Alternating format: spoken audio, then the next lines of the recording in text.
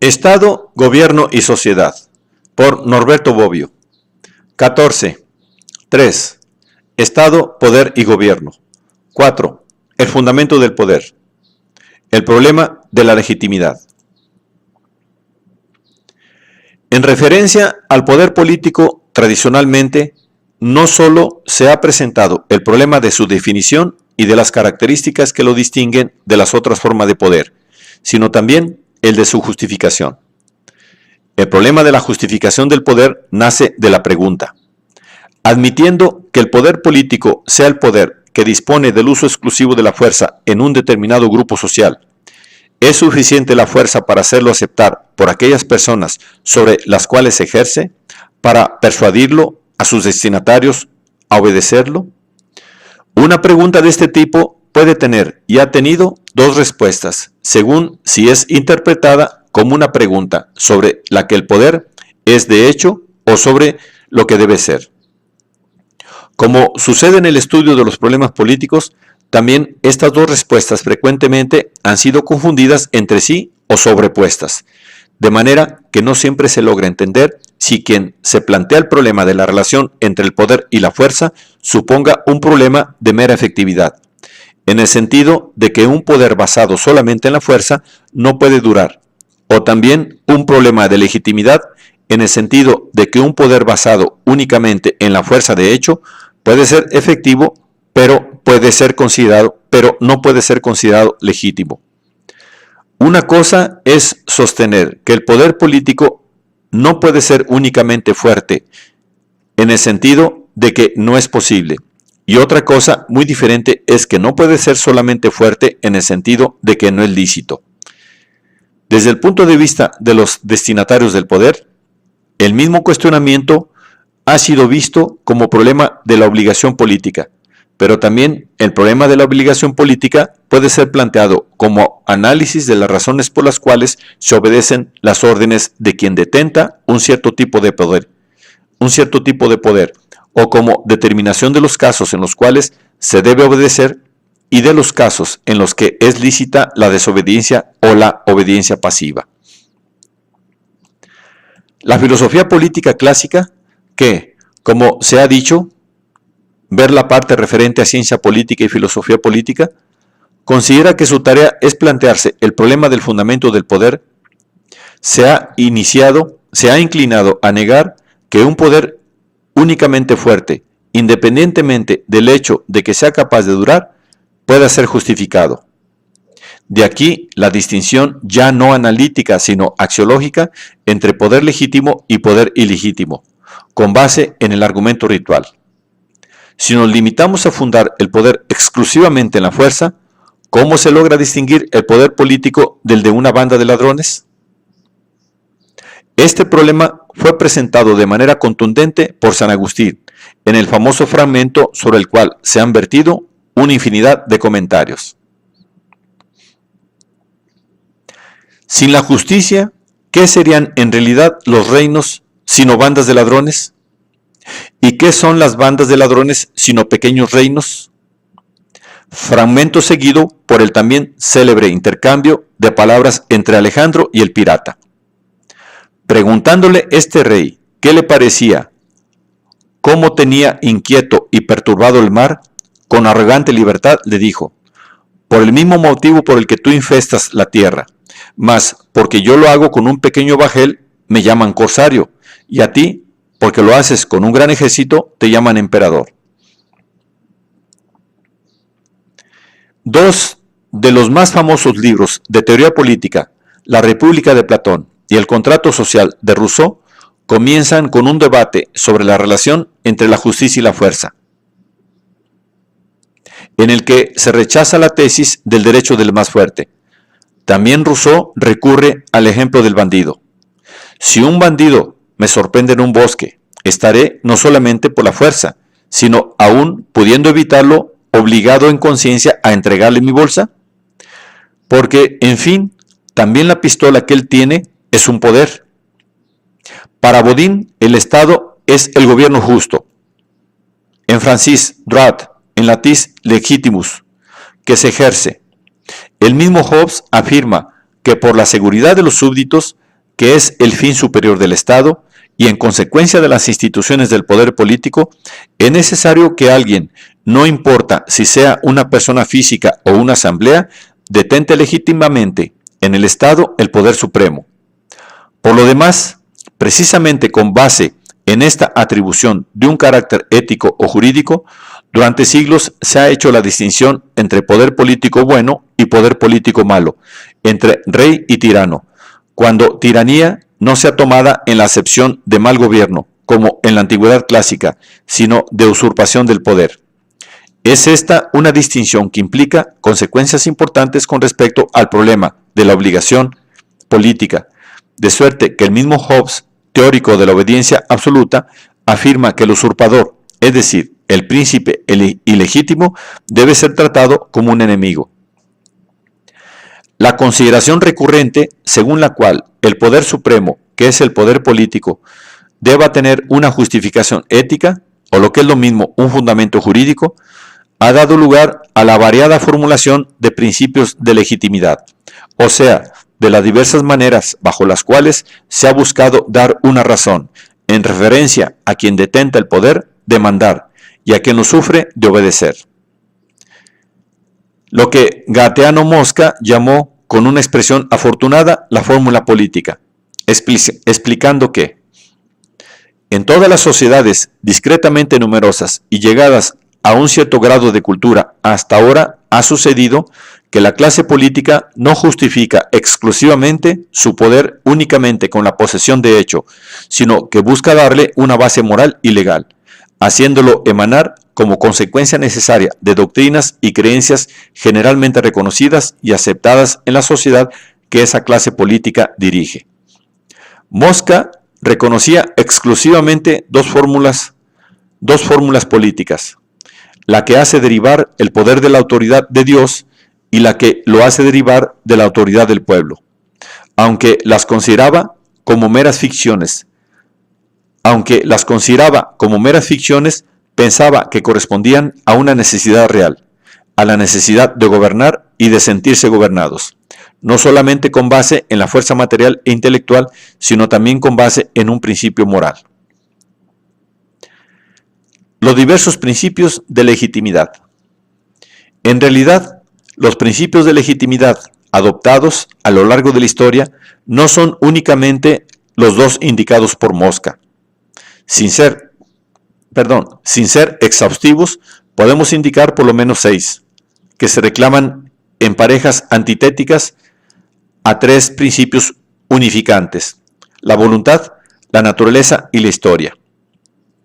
Los 2 principios de legitimidad que se reclaman a una voluntad superior son los recordados por Mosca. Los gobernantes reciben su poder de la voluntad de Dios o de la voluntad del pueblo. La fórmula clásica de este tipo de legitimación es la hobbesiana. No es la razón, sino la autoridad la que hace la ley. Pero, ¿cuál es la fuente última de la autoridad?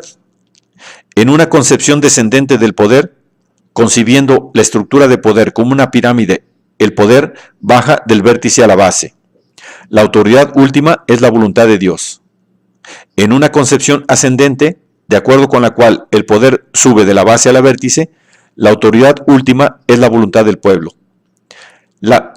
Por ficción, los 2 principios, por antitéticos que puedan ser, en algunas doctrinas se refuerzan entre sí. Vox populi, vox Dei. La voz del pueblo es la voz de Dios. A las doctrinas voluntaristas siempre se opusieron las doctrinas naturalistas, que dieron origen a las diversas formas de derecho natural. También estas se presentan en 2 versiones aparentemente antitéticas: la natural como fuerza originaria, de acuerdo con la preponderante concepción clásica del poder, y la naturaleza como orden racional, por lo que la ley natural se identifica con la ley de la razón de acuerdo con la preponderante interpretación del ius naturalismo moderno. Apelar a la naturaleza para fundar el poder significa, en la primera versión, que el derecho de mandar de unos y el deber de obedecer de otros deriva del hecho ineluctable que hay naturalmente y por tanto independientemente de la voluntad humana. Fuertes y débiles, sapientes e ignorantes, o sea, individuos y también pueblos enteros aptos para mandar e individuos y pueblos capaces de obedecer. En cambio, apelar a la naturaleza como orden racional significa fundar el poder en la capacidad del soberano de identificar y aplicar las leyes naturales que son las leyes de la razón. Para Locke, el principal deber del gobierno es el de hacer posible, mediante el ejercicio del poder coactivo, la observancia de las leyes naturales, para el respeto de las cuales no habría necesidad de algún gobierno si todos los hombres fueran seres racionales. En cuanto los hombres no son racionales, Locke necesita del consenso para fundar el Estado. Pero el consenso mismo, esto es, el acuerdo necesario para salir del estado de naturaleza e instituir el gobierno civil, es con todo un acto racional. No hay necesidad del consenso solamente allí donde el príncipe mismo que gobierna es racional de conformidad con las leyes naturales que le revelan los iniciados. Al llegar a este punto, el gobierno de la naturaleza, la fisiocracia, sustituye completamente al gobierno de los hombres. También el apelo a la historia tiene dos dimensiones, según si la historia de cuya autoridad se busca derivar la legitimación del poder sea la pasada o la futura. El reclamo a la historia pasada instituye como principio de legitimación la fuerza de la tradición y en consecuencia está en la base de las teorías tradicionalistas del poder, de acuerdo con las cuales el soberano legítimo es quien ejerce el poder desde tiempos inmemoriales. El poder de mandar también se puede adquirir, con base en un principio general de derecho apoyado en el uso que se transmite en el tiempo, como se adquiere la propiedad o cualquier otro derecho. En sus reflexiones sobre la Revolución Francesa de 1790, Edmund Burke enunció la teoría de la prescripción histórica que justifica el poder de los reyes, de donde no por casualidad nacen las pretensiones legitimistas de soberanos despotestados, contra los intentos subversivos de los revolucionarios. Mientras la referencia a la historia pasada constituye un típico criterio para la legitimación del poder constituido, la referencia a la historia futura es uno de los criterios para la legitimación del poder por constituirse. El nuevo ordenamiento que el revolucionario tiende a imponer, desarticulando al viejo, puede ser justificado en cuanto se le represente como una nueva etapa en el curso histórico, una etapa necesaria, inevitable y más avanzada axiológicamente, en referencia a la anterior. Un ordenamiento que no existe todavía, que está en cierne, no puede encontrar su fuente de legitimación más que post factum. El conservador tiene una concepción estática de la historia. Está bien lo que dura. El revolucionario, una concepción dinámica. Está bien lo que cambia en correspondencia con el movimiento, predeterminado y finalmente comprendido del proceso histórico. Ambos pretenden estar en la historia. Representan dos posiciones históricas. Pero el primero considera que la respeta aceptándola.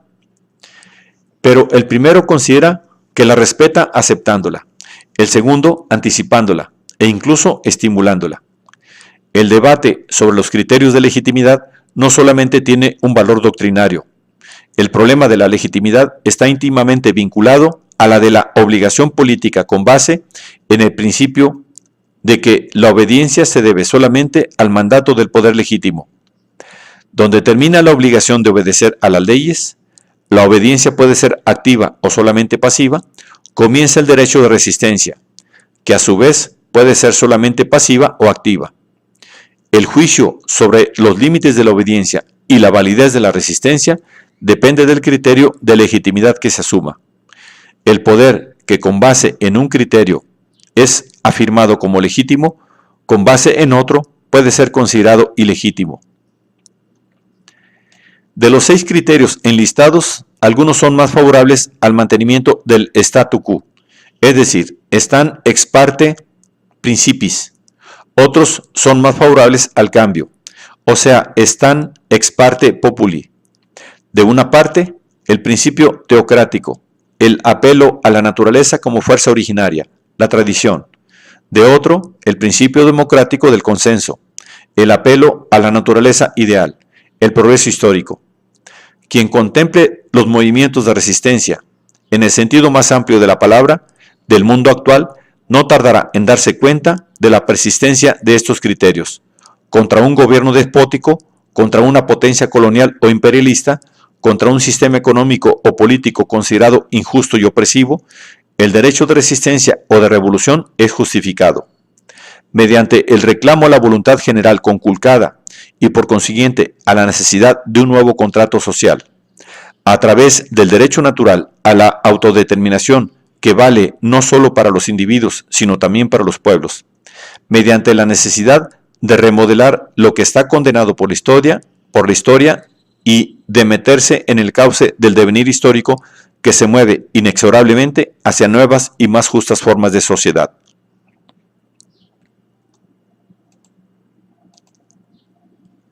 Legitimidad y efectividad. Con el advenimiento del positivismo jurídico, el problema de la legitimidad cambió completamente. Mientras, de acuerdo con todas las teorías anteriores, el poder debe estar apoyado por alguna justificación ética para poder durar y en consecuencia la legitimidad es necesaria para la efectividad, con las teorías positivistas se abre paso la tesis de que solo el poder efectivo es legítimo. Efectivo en el sentido del principio de efectividad del derecho internacional, según el cual, con las palabras de Kelsen, que ha sido uno de sus más respetables partidarios, una autoridad de hecho constituida es el gobierno legítimo. El ordenamiento coercitivo puesto en práctica por tal gobierno es un ordenamiento jurídico, y la comunidad constituida por ese ordenamiento es un Estado en el sentido del derecho internacional, en cuanto este ordenamiento es en conjunto eficaz. Desde este punto de vista, la legitimidad es un puro y simple estado de hecho, lo que no quita que un ordenamiento jurídico legítimo, en cuanto eficaz y reconocido como tal por el ordenamiento internacional, pueda ser sometido a juicios axiológicos de legitimidad, que pueden llevar a una gradual, más o menos rápida, inobservancia de las normas del ordenamiento, y por tanto a un proceso de deslegitimación del sistema. Sin embargo, permanece el hecho de que con base en el principio de efectividad, un ordenamiento continúa siendo legítimo hasta que la ineficacia ha llegado a tal punto que hace probable o previsible la eficacia de un ordenamiento alternativo.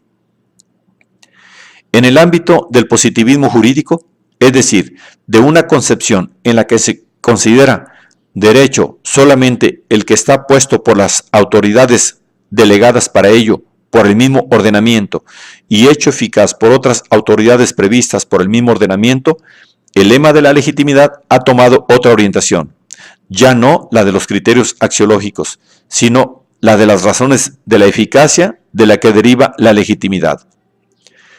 Bajo esta orientación se presenta la famosa teoría weberiana de las tres formas de poder legítimo. Weber no se planteó el problema de enlistar las diversas maneras con las cuales toda clase política ha buscado en todo tiempo justificar su poder, sino de ubicar y describir las formas históricas de poder legítimo, una vez definido el poder legítimo, diferente de la mera fuerza, como el poder que logra determinar el comportamiento de los miembros de un grupo social, emitiendo mandatos que son obedecidos habitualmente en cuanto su contenido es tomado como máxima de la conducta. Los tres tipos puros e ideales de poder legítimo son, de acuerdo con Weber, el poder tradicional, el poder legal racional y el poder carismático. Describiendo estos tres tipos de poder legítimo, Weber no pretende presentar fórmulas políticas en el sentido mosquiano de la palabra, sino intenta comprender cuáles son las diferentes razones por las que se forma en una determinada sociedad esa relación estable y continua de mandato-obediencia que distingue al poder político. Los tres tipos de poder representan tres tipos diferentes de motivación. En el poder tradicional, el motivo de la obediencia, o lo que es lo mismo, la razón por la que el mandato tiene éxito, es la creencia en la sacralidad de la persona del soberano.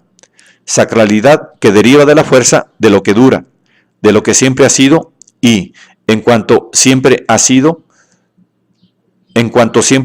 no hay razón para cambiarlo. En el poder racional, el motivo de la obediencia deriva de la creencia en la racionalidad del comportamiento conforme a las leyes, esto es, a normas generales y abstractas que instituyen una relación impersonal entre gobernante y gobernado. En el poder carismático, por la creencia en las dotes extraordinarias del jefe. En otras palabras, con la teoría de los tres tipos de poder legítimo, Weber quiso mostrar cuáles han sido hasta ahora en la historia los fundamentos reales, no los presuntos o declarados del poder político, lo que no excluye que pueda existir una relación entre ellos. Tanto la tradición como la racionalidad del poder son, por un lado, un motivo de obediencia, así como un principio de legitimación, y es difícil establecer dónde termina uno y comienza otro. En esta perspectiva, que no contempla los criterios axiológicos, sino el proceso real de legitimación y de deslegitimación, en un determinado contexto histórico se ubica el reciente debate sobre la teoría de Niklas Luhmann, de acuerdo con el cual, en las sociedades complejas que han concluido el proceso de positivación del derecho, la legitimidad no es, en efecto, de la referencia a valores, sino es producto de la aplicación de ciertos procedimientos, establecidos para producir decisiones vinculantes, como las elecciones políticas y los procedimientos legislativo y judicial. Allí donde los mismos sujetos participan en el procedimiento, si bien dentro de los límites de las reglas establecidas, la legitimidad es representada como una prestación del mismo sistema.